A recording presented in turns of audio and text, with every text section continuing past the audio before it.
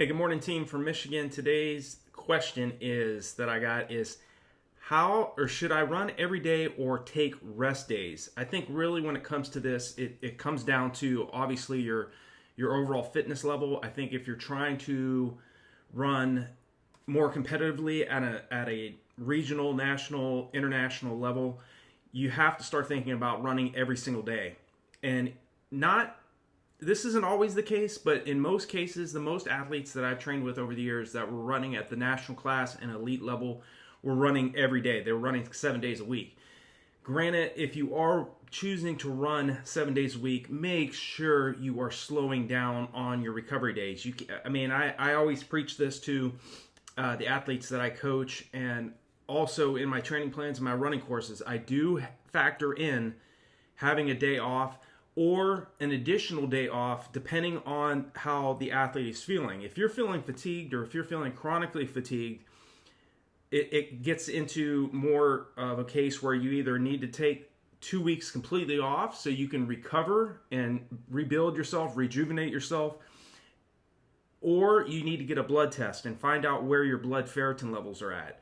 Okay, a lot of times athletes never even realize that they're low on ferritin. It's a component of iron. So you can be running 7 days a week, but you're not producing the results that you're wanting because one, you're running low on this. This is a component of the blood, component of iron.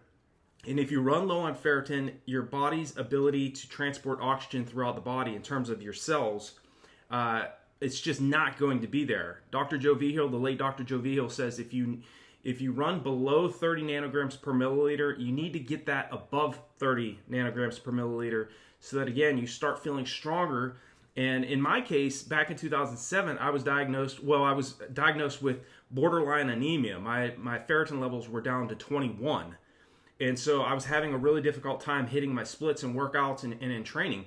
So in terms of fatigue, if you're feeling like that, definitely get a blood test and make sure that you're factoring in that, because again, sometimes there's nothing wrong with you physiologically or as far as mentally or being able to have the drive and motivation to go out and do your workouts.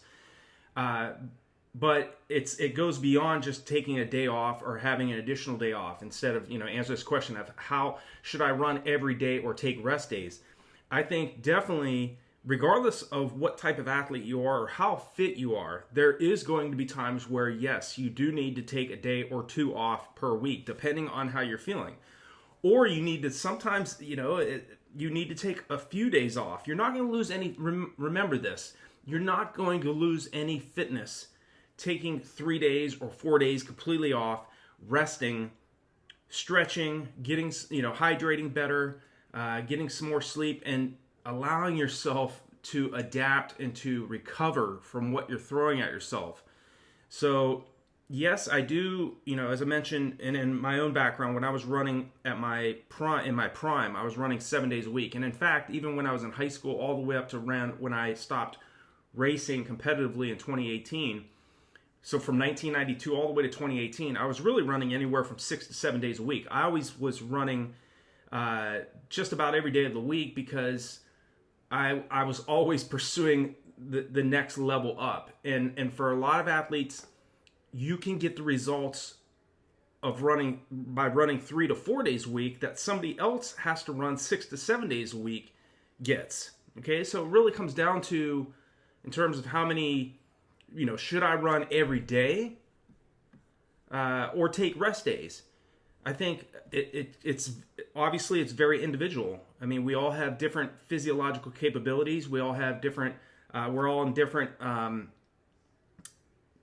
training cycles and physical and mental capabilities. So again, some athletes will need to be running 7 days a week to get the same results as somebody else that maybe has a lot more talent, genetic talent, that just is running 2 to 3 days a week. So again, it really comes down to where you're currently at with your fitness, how you're training, the stresses you're placing on yourself or that you have on you, and I understand that, when I was on active duty in the military, I was in grad school and I was going, doing field training exercises, which is about the most difficult thing you could possibly do in the middle of a marathon buildup. It's very, very hard to go out to the field for a week. If you're in the military, you know what I'm talking about. And to be able to get in a long run or get in a tempo run in the middle of the night or in the middle of, the day when you have other military responsibilities. So you really have to be focused in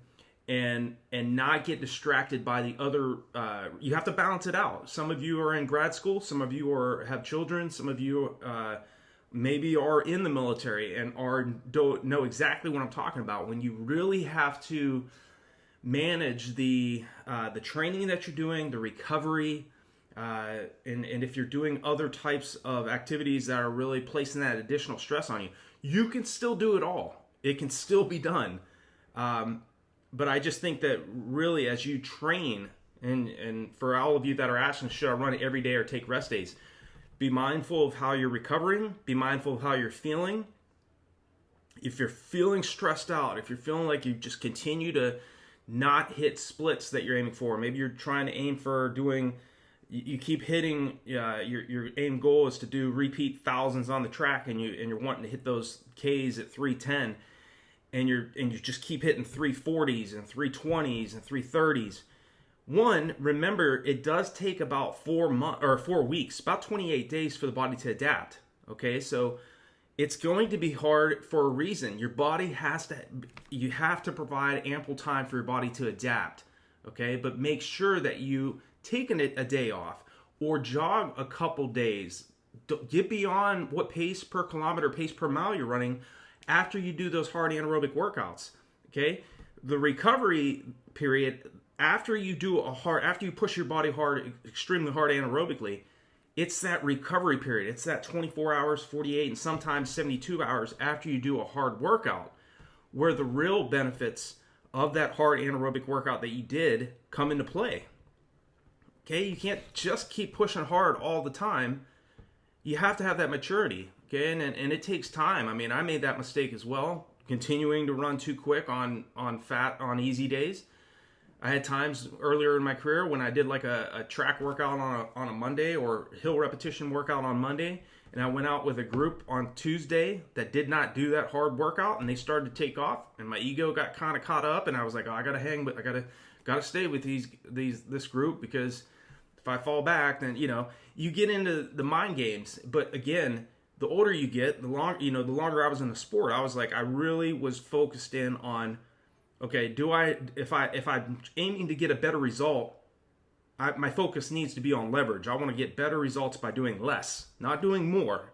So if taking a day off per week is needed, I will take it. If I need to jog for 3 days after a hard workout, I will do it instead of going out the next day and trying to run hard again. You have to have that discipline, the same discipline you have to run fast on those easy days and on those days when you don't feel good. And some days, you just have to allow yourself to back off and either take the day off or you need to jog for a couple days. Okay? The main focus is you get the recovery after you do the hard workouts, but you run hard on the days that you really need to run hard on, but not on the recovery days. Okay? So I think, again, in answering this question of should I run every day or take rest days, I think that if your training is going well and if you are physiologically fit and mentally fit and ready, and you've given yourself ample time to build that aerobic base, start working on